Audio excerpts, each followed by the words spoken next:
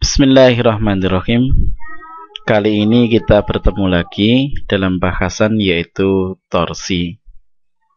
Dalam kehidupan sehari-hari kita sering menemukan aplikasi dari torsi ini. Misalkan kita kalau ingin membuka mur dengan tangan kita, tentu jauh lebih berat bila dibandingkan apabila kita menggunakan engkol, menggunakan kunci seperti ini. Kenapa sebabnya? Nah, ini yang jadi pertanyaan. Kemudian, kalau kunci tadi, gagangnya ini kita kasih yang lebih panjang, misalkan seperti ini. Nah, tentu ini akan lebih ringan bila dibandingkan dengan yang pendek. Kenapa demikian? Oke, kita lanjutkan lagi. Contoh yang lain, apabila kita lihat anak-anak main jungkat-jungkit seperti ini, tentu yang lebih berat dialah yang menang, yang akan turun, sedangkan yang ringan naik ke atas. Tapi apabila tumpuannya ini kita pindah, misalkan, kita pindah ke sana, yang menang jadi yang ringan.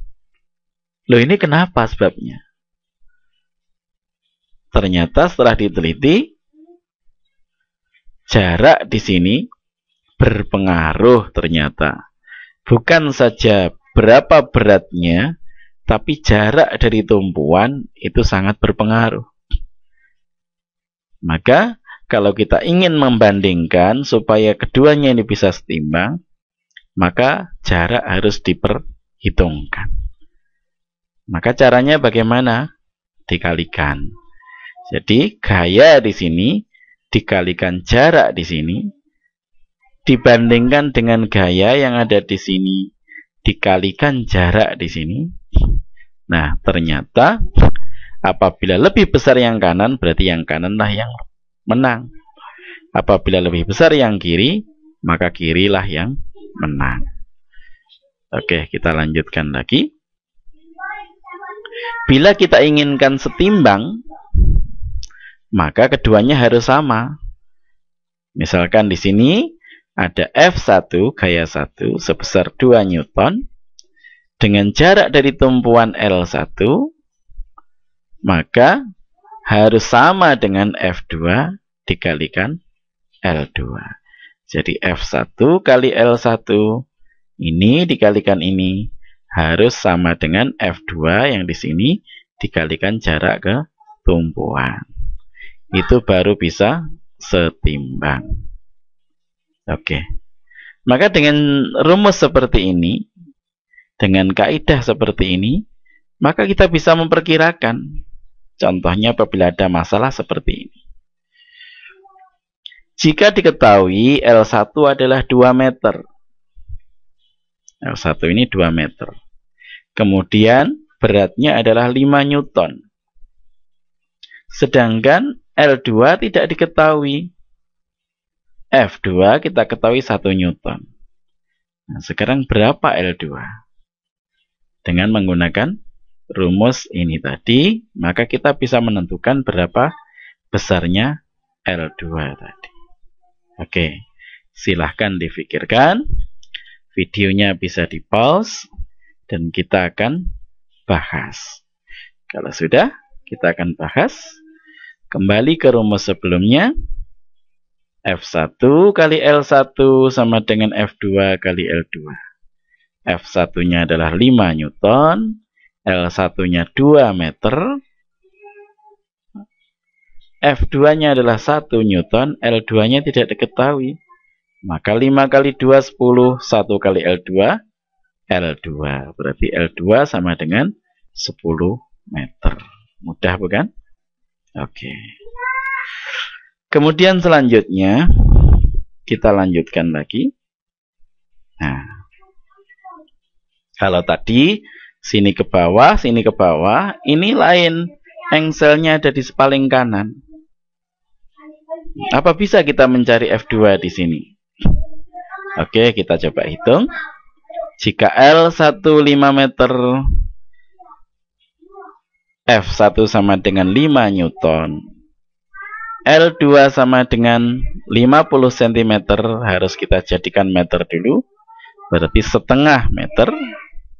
Maka F2 berapa yang diperlukan supaya keadaan ini jadi setimbang. Oke? Silahkan difikirkan. Kalau sudah, maka kita lanjutkan lagi, kita bahas. Nah, F1 kali L1 harus sama dengan F2 kali L2. Kenapa? Ini gaya dengan melibatkan jarak. Ini gaya dengan melibatkan jarak juga. Maka sama dengan tadi. F1 kali L1 harus sama dengan F2 kali L2. Maka F1-nya adalah 5 Newton, jaraknya 5 meter. F2 belum diketahui, jaraknya adalah setengah meter. Maka kalau kita kalikan, di sini jadi 25. Di sini setengah, kalau dikalikan 2 jadi 50 Newton. F2-nya sama dengan 50 Newton. Oke? Mungkin mudah sekali difahami. Kita lanjutkan lagi, tapi sebelumnya, ya kalau kondisinya sederhana ini, gimana kalau kondisinya rumit? Misalkan gayanya ada yang di sini, ada yang di sini, ada yang di sini ke atas, ini ada yang ke atas juga. Bagaimana cara menghitungnya? Tentu kita akan ribet, akan repot. Maka supaya tidak repot, maka kita buat perjanjian. Nah, F kali L itulah yang disebut sebagai torsi. F kali L disebut torsi. Maka sebagai kesepakatan, harga torsi positif jika searah jarum jam dan negatif bila berlawanan arah jarum jam. Ini harus konsisten. Kalau ini kita pakai, misalkan yang positif searah jarum jam, ya terus seperti ini saja. Bisa juga kita balik sebaliknya, tapi harus konsisten. Oke, kita pakai yang ini dulu saja. Maka kita lihat di sini ada gaya F1, ada gaya F2. Maka torsinya bagaimana?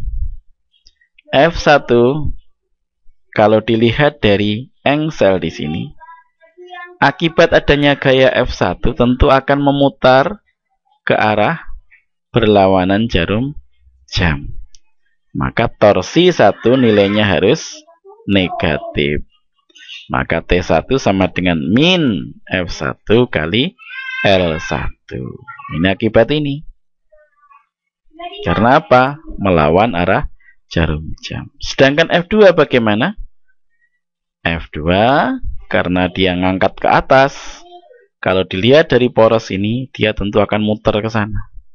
Nah, kalau muter ke sana berarti searah jarum jam. Maka torsi 2 sama dengan positif F2 kali L2.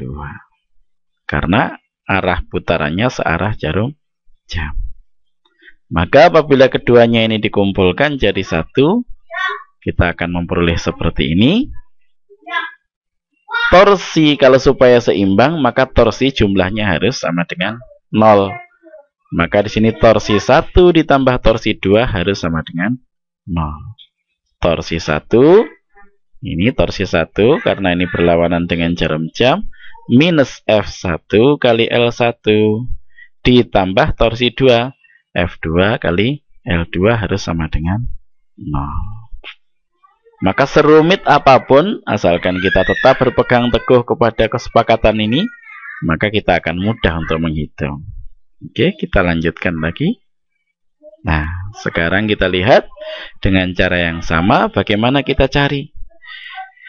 Hitunglah gaya dongkrak F1 di sini agar sistem setimbang.